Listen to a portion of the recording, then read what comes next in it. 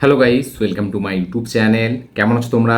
এখন আমরা কথা বলবো হচ্ছে দুটো আপকামিং সিনেমার একটা টিজার এবং একটা সিনেমার গান নিয়ে, এবং তার পাশাপাশি কথা বলবো হচ্ছে আমাদের বাংলার আপকামিং মাচ ওয়েটেড সিনেমা, যেটা দুর্গা পুজোয় রিলিজ হবে, ডিরেক্টেড বাই শিব প্রসাদ এবং নন্দিতা রায়। ফিল্মটার নাম হচ্ছে রক্তবীজ 2, যেটা রক্তবীজের সিকুয়াল পার্ট 2। তো এই ফিল্মটা দুর্গা পুজোয় রিলিজ হবে। এর একটা অফিসিয়াল অ্যানাউন্সমেন্ট টিজার ছাড়া হয়েছে সকালবেলা। তো সেটা লাইভ রিয়াকশন আমার হিন্দি চ্যানেলে আছে, আপনারা গিয়ে অবশ্যই চেক আউট করবেন। তার পাশাপাশি কথা বলবো, যেরকম বললাম, যে দুটো তামিল আপকামিং সিনেমা, একটা সুরিয়ার এবং একটা রজনীকান্ত, একটা হচ্ছে গান এবং একটা হচ্ছে টিজার নিয়ে। চলো ভিডিওটা শুরু করা যাক। সব থেকে প্রথম যদি কথা বলি হচ্ছে সুরিয়ার আপকামিং মাচ অ্যাওয়েটেড সিনেমা, যেটার নাম হচ্ছে আমাদের কারুকপুর, ডিরেক্টেড বাই RJ বালাজি। এই ফিল্মটায় আমরা নায়িকা হিসাবে তৃষা কৃষ্ণনকে দেখতে পেতে চলেছি। তো আজকে যেহেতু সুরিয়ার জন্মদিন, সেই উপলক্ষে এর কারুকপুর একটা টিজার ছাড়া হয়, এবং এই ফিল্মে মিউজিক দিয়েছে হচ্ছে সাই আবাঙ্কিয়ার, যে আল্লু অর্জুন এবং অ্যাটলির এই ফিল্মটাতে মিউজিক দেবে। তো সাই আবাঙ্কিয়ার, তার কাজ আমার এই মানে ফিল্মের টিজারের মধ্যে কিন্তু ব্যাপক লেগেছে। তার মিউজিকটা কিন্তু খুব সলিড একটা এলিভেট করছে সিনগুলোকে। এবং তার পাশাপাশি টিজারটাতে সুরিয়ার স্ক্রিন প্রেজেন্স, আমি বরাবরই বলি যে সুরিয়া এমন একটা অ্যাক্টর, যে তাকে যদি ঠিকমতো ইউজ করা যায় তাহলে কিন্তু ব্যাপক কিছু আমাদের সামনে আউটপুট বেরোতে পারে। এবং এই ফিল্মটাতে কিন্তু RJ বালাজি তাকে কিন্তু খুব ভালো করে প্রেজেন্ট করেছে। ফিল্মটার যে স্লো মোশন শট, যেভাবে সুরিয়ার মানে তার ইন্টেন্স চোখ এবং তার পারফরমেন্সের মধ্যে যে একটা মানে কী বলে, এটা একটা আলাদাই রেজ আছে, সেটা কিন্তু আমরা এই টিজারে বুঝতে পারছি। এবং যেভাবে মিউজিকটা সায়া বাঙ্কারের, সেটা যেভাবে প্রত্যেকটা সিনকে এলিভেট করছে, সেটা আলাদাই লাগছে।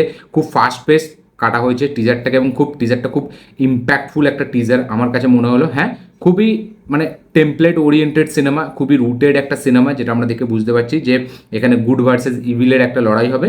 এবং এখানে কিন্তু ভিলেনটাকে এখনও প্রপার মানে দেখায়নি, তার ফেস রিভিল করেনি, শুধু সুরিয়াকে দেখাচ্ছে। এবং একটা সিনে আমরা দেখছি সুরিয়াকে, যে কোট পরে আছে, সে সে উকিল একটা টাইমে সে হয়তো থাকবে, বাট তারপরে হয়তো সে মানে একটা চেঞ্জ, নিজের মধ্যে কিছু চেঞ্জ এনে, বা হয়তো কোনো এমন একটা ঘটনা ঘটবে যার কারণে সে মানে একটা রাউডি টাইপের একটা মানুষ হয়ে যাবে। তো ফিল্মটায় মানে অ্যাকচুয়ালি গল্পটা খুব প্রেডিক্টেবল হলেও আমার মনে হচ্ছে স্ক্রিন প্লে লেভেলে RJ বালাজি কিছু একটা কামাল করবে, কারণ এই ফিল্মটাতে সুরিয়াকে কিন্তু একটু অন্যই লাগছে, এবং তার স্ক্রিন প্রেজেন্সটা কিন্তু খুব সলিড লাগছে। মানে তাকে দেখতে মজা লাগছে, তার যে একটা অরা এবং তার যে একটা মানে দমদার স্ক্রিন প্রেজেন্স, সেটা কিন্তু এই ফিল্মটার টিজারে কিন্তু দারুণভাবে মানে আমাদের চোখে পড়ছে। এবং ফিল্মের মিউজিক কিন্তু খুবই সুন্দর, সায়া বাঙ্কার সে কিন্তু ব্যাপক কাজ করেছে। এবং মানে সুরিয়ার চোখ দিয়ে সুরিয়া অ্যাক্টিং করে, মানে তার কিছু কিছু শট আছে যেগুলো মানে চোখের একদম ক্লোজ আপ শট দিয়ে, যেগুলো মুখের সামনে বা চোখের সামনে, এবং সেই সিনগুলোই কিন্তু সুরিয়ার 10/10 পারফরমেন্স দিয়েছে। তার সোয়াগ পুল আপ করা যে সিনগুলো, বা সে যখন অ্যাকশন করছে, তো সেগুলো দেখতে মজা লাগছে। এই ফিল্মটার টিজার দেখার সময় আমার জওয়ানের ইন্টারভেলের যে পয়েন্টটা, ওই যে হাতুড়িটা নিয়ে মারবে, ওইটার কথা মনে পড়ছিল একটা টাইমের পরে। মানে আমাদের ওই এই ফিল্মটার কথা মনে পড়ছিল, যেটা হচ্ছে পবন কল্যাণ, যেটা হচ্ছে তাই সরি ওয়াকিল সাহেব, যেটা হচ্ছে পবন কল্যাণের সিনেমা, যেটা মেবি 2022 বা 21 রিলিজ হয়েছিল, যেটা হচ্ছে পিঙ্ক সিনেমার রিমেক ছিল। তো একটা মেট্রোর সিন আছে, সেই সিনটা দেখে আমার সেটার কথা মনে পড়লো, কারণ এখানে আমরা সুরিয়াকে উকিলের চরিত্রে দেখতে পাচ্ছি। তো একটা হয়তো কোনো এরকমভাবে যে গ্রামের ওপর অত্যাচার হচ্ছে, বা সুরিয়া সাধারণ মানুষের হয়ে লড়ছে, বাট একটা টাইমের পর সে মানে পারছে না জাস্টিস দিতে এরকম আইনি পদ্ধতিতে, তো তারপরে সে নিজেই এটার বিরুদ্ধে লড়াই করবে, বাট বেআইনিভাবে। তো অ্যাকশন সিকোয়েন্স যেগুলো শ্যুট করেছে, সেগুলো দেখতে মজা লাগছে। এবং মানে যেরকম বললাম যে BGM খুব সুন্দর, সুরিয়ার পারফরমেন্স খুব হেভি লাগছে। এবং ফিল্মটা রুটেড এবং খুব টেমপ্লেট ওরিয়েন্টেড, মানে গল্প লেভেল হয়তো হেভি কিছু থাকবে না, বাট হয়তো ফিল্মটা খুব এঙ্গেজিং একটা স্ক্রিন প্লে আমরা দেখতে পাবো। তো দেখা যাক এই গুড এবং ব্যাডের যে লড়াইটা, ঠিক আছে, এবং হিরো ভার্সেস ভিলেনের যে টাসেলটা, সেটা আমাদের কতটা হেভি লাগে। এবং ভিলেনটা কিন্তু এখনও আমাদের সামনে রাখা হয়নি, যে ভিলেনটা কে, তাকে এখনও রিভিল করা হয়নি। জাস্ট তার ব্যাক শট দিয়ে আমরা প্রত্যেকটা ডায়লগ দেখতে পাচ্ছি। তো অ্যাকচুয়ালি ভিলেনটা কে হবে, সেটা আমাদের ফিল্ম যখন ট্রেলার আসবে তখনই হয়তো আমরা দেখতে পাবো। বাট এক কথায় যদি টিজারটাকে আমি রিভিউ করি, আমার কিন্তু এই টিজারটা খুব সুন্দর লেগেছে। অনেক ক্রু নিয়ে শ্যুট করা হয়েছে, সেই সিনগুলো বেশ ভালো। হ্যাঁ, ফিল্মের মধ্যে গানও থাকবে, যেরকম একটা কমার্শিয়াল ফুল অন একটা কমার্শিয়াল ফিল্ম এটা হতে চলেছে। এটা কিন্তু কোনো ইউনিক বা নতুন কিছু গল্প এটা হবে না, খুবই রুটেড এবং খুবই দেখা দেখা গল্পের সাথে হয়তো একটা ভালো এক্সিকিউশনের সাথে আসা ফিল্ম এটা হতে চলেছে। প্রেজেন্টেশন হয়তো খুব ভালো থাকবে, সেখানে সুরিয়ার পারফরমেন্স, সায়া বাঙ্কারের ব্যাকগ্রাউন্ড মিউজিক, সেগুলো হয়তো মানে মুভিটাকে এলিভেট করবে। দেখা যাক সেটা কী হয়। আপনাদের কারুকপুর টিজার কীরকম লেগেছে সেটা অবশ্যই কমেন্টে লিখে জানাবেন। এবং যারা যারা এখন লাইভ রিয়াকশনটা দেখেননি টিজারের, হিন্দি চ্যানেলে গিয়ে অবশ্যই চেক আউট করবেন। কারা কারা চান যে সুরিয়ার কামব্যাক এবার হোক, এবং সুরিয়া কাদের কাদের পছন্দের অ্যাক্টার, অবশ্যই কমেন্টে লিখে জানাবেন। তো এটা ছিল প্রথম হচ্ছে কারুকপুর টিজার নিয়ে কথা।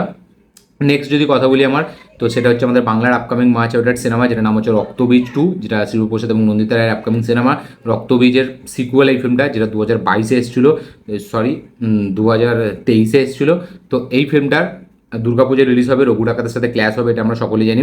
তো এই ফিল্মটার যে অ্যানাউন্সমেন্ট টিজারটা, এটা কিন্তু আমার মানে দেখা দেখা জানা জানা সবই মানে টেমপ্লেট বা স্ট্রাকচার ওরিয়েন্টেড একটা ফিল্ম। যদি আপনি ভালো করে এরকম, যদি যারা একটু বেশি অবধি সিনেমা দেখেছে তারা খুব গল্পটা ইজিলি প্রেডিক্ট করে ফেলবে যে এখানে এই যে মুনির আলম, যাকে মেরে দেওয়া হয়েছিল, বাট সে কিন্তু একা এরকম না যে মুনির আলম, আরও অনেক মুনির আলম আছে, ঠিক আছে। সেখানে নতুন চেহারার সাথে নতুন মুনির আলম বারবার ইন্ট্রোডিউস করাচ্ছে, ঠিক আছে। এবার হয়তো আমরা এই মুনির আলমটাকে দেখতে পাবো হচ্ছে অঙ্কুশের চরিত্রটা, ইয়েস। অঙ্কুশ হয়তো এবার এখানে মুনির আলম হবে, এবং আবির চ্যাটার্জি এবং মিমি চক্রবর্তী তারা দুজন এবার খুঁজে বার করবে এই মুনির আলমকে, এবং একটা মানে ইনভেস্টিগেশন, একটা থ্রিল তো চলতেই থাকবে থ্রু আউট স্ক্রিন প্লে জুড়ে, যেরকম রক্তবীজে চলেছিল। তো মানে এইবারে স্কেলটা হাই করেছে, এবং এইবারে হয়তো প্রথম পার্টের থেকে আরেকটু বেশি লেভেলে আমরা থ্রিলটাকে এনজয় করব, এবং মানে ইনভেস্টিগেশনটাও হয়তো হেভি থাকবে, এবং এদের আবির এবং মিমির সামনে হয়তো চ্যালেঞ্জেসগুলো আরও কঠিন হবে, এবং প্রেসিডেন্টের ওপরই আবার অ্যাটাক হবে। এরকমই প্রথমবার যেহেতু তারা নাকাম হয়ে গেছিলো, সেকেন্ডবার ট্রাই করবে, এরকম একটা গল্পের ধাঁচ আমরা দেখতে পেলাম। একটা গানে আমরা দেখতে পাচ্ছি যে কৌশানী এখানে আছে, হয়তো তার এক্সটেন্ডেড ক্যামিও আছে, বা তার পাশাপাশি এখানে নুসরাত জাহানেরও দেখলাম একটা আইটেম সঙ্গে মেবি সেও আছে। তো হয়তো কৌশানী কোনোভাবে মুনির আলমের ক্যারেক্টারটার সাথে জড়িয়ে তার হয়তো একটা বেশি ফুল ফ্লেজ রোল আছে, এবং মানে ফুল ফ্লেজ বলতে পুরো সিনেমাই নয়, হয়তো একটা এক্সটেন্ডেড ক্যামিও আছে, বাট নুসরাত জাহানের এখানে শুধু একটা ক্যামিও আছে আইটেম গানে, এটা আমরা দেখতে পাচ্ছি। তো সব কিছু মিলিয়ে আমার ঠিকঠাকই লেগেছে। রক্তবীজ যারা দেখেছে তাদের রক্তবীজ 2 নিয়ে বেশ তাদের মধ্যে একটা এক্সাইটমেন্ট তো থাকবেই অবশ্যই, এবং এই টিজারটা সেই এক্সাইটমেন্টটাকে একটু বাড়িয়ে দেয়, কারণ এখানে এবার গল্পটা আরও একটু বেশি থ্রিল দিয়ে ভরা হতে চলেছে। তো মুনির আলমকে এবার ধরবে আবার একবার আবির চ্যাটার্জি এবং মিমি চক্রবর্তী ক্যারেক্টারটা, বাট এবারে মুনির আলম কিন্তু খুব সহজে ধরা দেবে না, সে কিন্তু লাস্ট পর্যন্ত টিকে থাকবে, এবং এদের নাকে দম, মানে এদের বলে না নাকে দম করে রাখবে নাকি, সে যাই হোক ওই রকমই একটা কিছু করে দেবে। তো আমার টিজারটা ঠিকঠাকই লেগেছে, বেশ ভালোই লেগেছে, একটা এক্সাইটমেন্ট বাড়িয়ে দেয়, এবং একটা এক্সপেকটেশন তো আলাদা তৈরি হয়, যেহেতু রক্তবীজ খুব ভালো সিনেমা ছিল। আপনাদের কি বক্তব্য এটা নিয়ে অবশ্যই কমেন্টে লিখে জানাবেন। কারা কারা এখন এই অ্যানাউন্সমেন্ট টিজারটা দেখেননি তারা অবশ্যই গিয়ে চেক আউট করুন, এবং দেখে আপনাদের বক্তব্য জানান, এবং কারা কারা রক্তবীজ 2 নিয়ে বিশাল লেভেল এক্সাইটেড তারা অবশ্যই কমেন্টে লিখে জানাবেন। কি মনে হয় এই ফিল্মটা কি রক্তবীজের বক্স অফিস কালেকশনের রেকর্ড ব্রেক করবে? এবং দুর্গাপুজোতে রঘু ডাকাতের সামনে এই ফিল্মটা আসছে, তো মানে কি মনে হয় কে জিতবে, রঘু ডাকাত নাকি রক্তবীজ 2, সেটা অবশ্যই কমেন্টে লিখে জানাবেন। লাস্ট যেটা কথা বলবো সেটা হচ্ছে কুলি পাওয়ার হাউস গানটাকে নিয়ে, যেটা কালকে রিলিজ করা হয়েছে, যেটারও লাইভ রিয়াকশন আমার হিন্দি চ্যানেলে আছে, অবশ্যই গিয়ে চেক আউট করবেন। এবং এই যে তিনটে কাজের কথা বলছি, তিনটের কিন্তু লাইভ রিয়াকশন আমার হিন্দি চ্যানেলে আছে, লিঙ্ক ডিসক্রিপশনে আছে, অবশ্যই গিয়ে চেক আউট করবেন। কুলি পাওয়ার হাউস গানটা যদি এক লাইনে আমি রিভিউ করি, তো দমদার, সলিড এবং একটা এনার্জেটিক গান এটাকে আমি বলবো, এবং খুবই ব্যাপক আবার একবার সেই ইউফোরিয়া ক্রিয়েট করেছে অনিরুদ্ধ তার গানের মাধ্যম দিয়ে, এবং রজনীকান্তের সাথে সে যতবারই আসে সে কিছু দমদার, কিছু হেভি কিছু জিনিস ডেলিভার করে, যেগুলো গুজবাম্স ওয়ালা একটা জিনিস হয়। আমরা জেলার দেখেছি, জেলারে হুকুম দেখেছি, আমরা ভেট্টায়নে হান্টার ওয়ান্টার দেখেছি, কুলিতে কুলি পাওয়ার হাউস দেখছি, এবং পুরো গানটাই এলিভেশনে ভরা, ঠিক আছে। এখানে রজনীকান্তকে পুরো গানটায় রজনীকান্তের ওপর ফোকাস করে বানানো, এবং একটা হিরোইক তাকে এন্ট্রি বা একটা হিরোইক প্রেজেন্টেশন তাকে দেওয়ার চেষ্টা করা হয়েছে এই গানটার মাধ্যম দিয়ে, এবং গানটা কিন্তু খুবই এনার্জেটিক একটা গান, এবং খুব মানে র্যাপটাও হেভি, এবং গানটাও কিন্তু খুব সুন্দর। হ্যাঁ, আমি বলবো না এটা হুকুম লেভেলের হয়েছে, বাট এই যে ট্র্যাকটা যে কুলি পাওয়ার হাউস, সেটা কিন্তু আমি লুপে শুনি, এবং ওই পোর্শনটা কিন্তু মানে হুকুমের থেকেও বিশাল লেভেলের হেভি, এবং ওই কুলি পাওয়ার হাউস যখন এই পোর্শনটা আছে সেটা কিন্তু মানে কী বল বাম্পার লেভেলে হিট করে, এবং বিজিএমটা খুব সুন্দর এই গানটার, ব্যাকগ্রাউন্ড স্কোরটা আমাকে বেশি ভালো লাগে গানটার।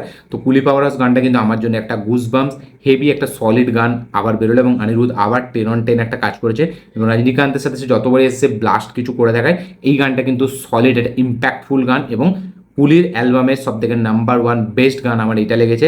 কুলি পাওয়ার হাউস যখন ওই গ্লিমসটা এসেছিলো, যখন ওই ভিডিওর মাধ্যম দিয়ে যেখানে প্রত্যেকটা ক্যারেক্টারকে ইন্ট্রোডিউস করানো হচ্ছিল, তখন থেকেই কিন্তু আমার কুলি পাওয়ার হাউস গানটা ব্যাপক লাগে, এবং আমি এটার উপরে একটা ভিডিও করেছি যেটা এখনো ছাড়া হয়নি, ঠিক আছে।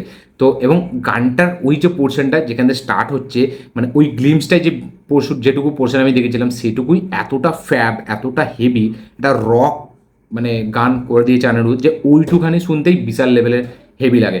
আমার তো ব্যাপক লেগেছে। আপনাদের কি বক্তব্য, কি রিয়াকশন, কি মতামত এই কুলি পাওয়ার হাউস গানটাকে নিয়ে অবশ্যই কমেন্টে লিখে জানাবেন। যারা যারা এখন দেখেননি তারা অবশ্যই গিয়ে চেক আউট করুন, দেখে অবশ্যই কমেন্ট করবেন আপনাদের কি বক্তব্য, কি মতামত, কি রিয়াকশন, এবং আপনাদের কি মনে হয় এই গানটা অনিরুদ্ধের বেস্ট নাকি এর আগেরগুলো সব থেকে হেভি ছিল, সেটা অবশ্যই কমেন্টে লিখে জানাবেন। কুলি নিয়ে কারা কারা কতটা এক্সাইটেড, কুলির অ্যালবাম আপনাদের কীরকম লেগেছে সেটা অবশ্যই কমেন্টে লিখে জানাবেন। আমার কিন্তু কুলি পাওয়ার হাউস এক কথায় 10 on 10 একটা গান লেগেছে।